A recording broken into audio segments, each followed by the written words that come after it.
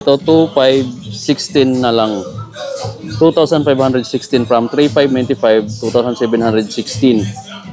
Or 2,516 na lang guys from 3,595. May mga mura din pala dito sa Anta guys, no. Etong pakita ko is mura na lang. 956 na lang to guys. 956.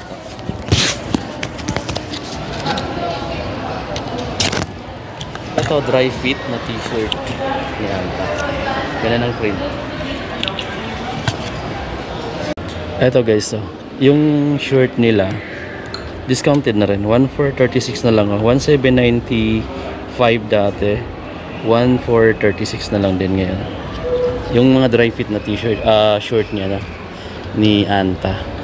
Meron ding below 1,000 pesos pala guys, no. Yung mga ganito nila. Yan o, 956 na lang tong dry fit. Dalawang kulay, black, tsaka ito yung blue. Baka wala pa kayo ng ganito. Pang running to mga amigo. Easy dry to. Yan o, 956 pesos. Madaling matuyo lang to mga ganito. Mayroon akong ganitong kulay gray. Pero ito, maganda yun din yung kulay blue pala. Yan, meron din pala. 900 plus na lang to guys. Oh. Ang dali lang to nilitulabhan. Tapos meron pa. Ito yung basketball shoes nila mga amiga. Yan. Ito pala sila madam. Ito yung mga latest nila na Shockwave 6, Shock Age 1. Meron sila. Tsaka yung mga Clay Thompson na KT9. Meron palang bagong kulay mga amigo dito. Ito oh, bago. Ganda ng kulay nyo, no? Ito guys, oh. Nakikita nyo ba? Ang angas mga amigo. Black is beautiful. Nakalagay dito. Ayan ang Kyrie. Ganda. Ito yung ilalim, carbon fiber. Pero mas makulay ito kumpara sa mga previous release. Ganda guys, no? Pagandahan na ng kulay ngayon sa mga sneaker sa mga basketball shoes eh. Tsaka pa ano na lang, pagaanan na rin or pa lightweight na rin. Pa lightweight na rin ng mga competition ngayon sa mga basketball shoes, no? Kasi itong kagandahan niya, parang fit lang siya sa pa, hindi siya bulky tingnan. Ganda guys, no? So ito pa, ibang kulay. Itong dalawa is latest na colorway dito sa basketball shoes na nakita natin sa Anta. Naka carbon fiber. Ito yung mga latest mga amigo na colorway. Pero mas gusto ko yung kulay na to, oh. Pero grabe, yung price niya nagmahal na rin, oh. 10,995 pesos na yung mga latest nila. So abangan nyo na lang siguro mga ilang buwan, magmumura na rin din to, magkakaroon na to ng mga discount. Pero sa ngayon retail pa sila kasi bagong labas lang to dito. 10,995 pesos guys. Ang ganda ng kulay na to.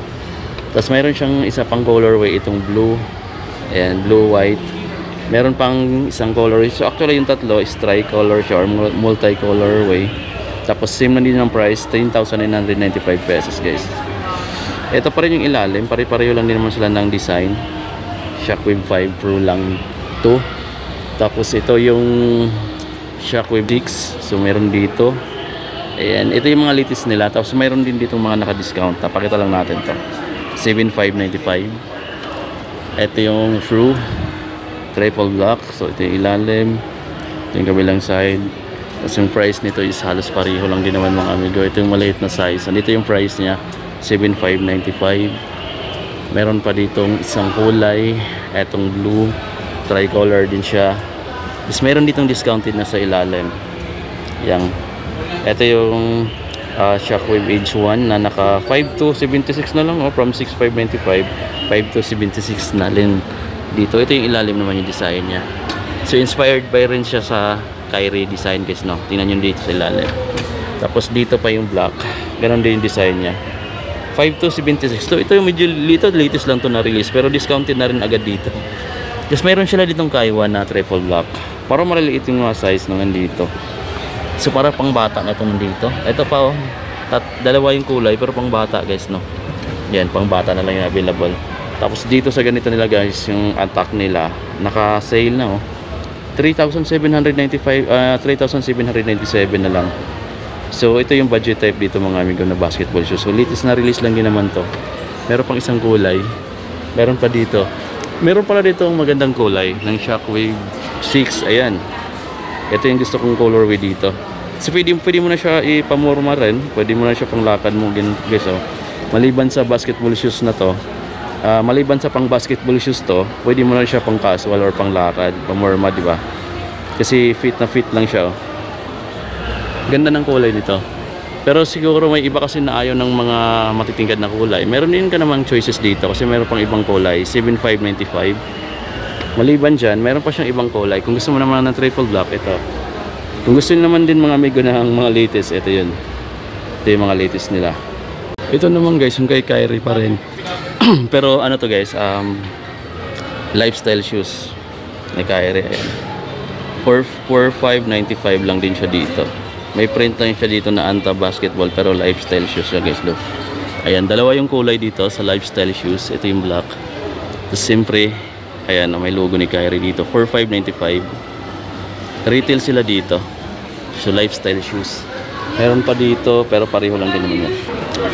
Pakita natin to. Mga discounted na yung ganito nila guys, no. Ayan, yung mga Klay Thompson nila 4,898. 4,896 na lang dito. Mayroon pa siyang kulay. Ito 4,896 na lang din siya. Tapos mayroon dito, itong new arrival nila, medyo latest lang kasi nalabas to guys, pero discounted na 4,896 na lang.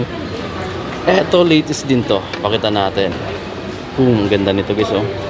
4,595. So medyo mura na lang to, kahit bagong release lang. Nasa 4,000 plus lang siya naglalaro, no? 4,595. Meron siyang isang kulay 4,595 din. Ganda ng ilalim, no? 4,595. Yung KT9, eto mga latest na kulay itong ganito, 7,995 or 7,995. 7,995. Latest din to, 7,995 pesos din. Klay, eto pa. Eto yung tanging naka-discount dito, 6,296 na lang din. KT9 din to, pero previous release yan.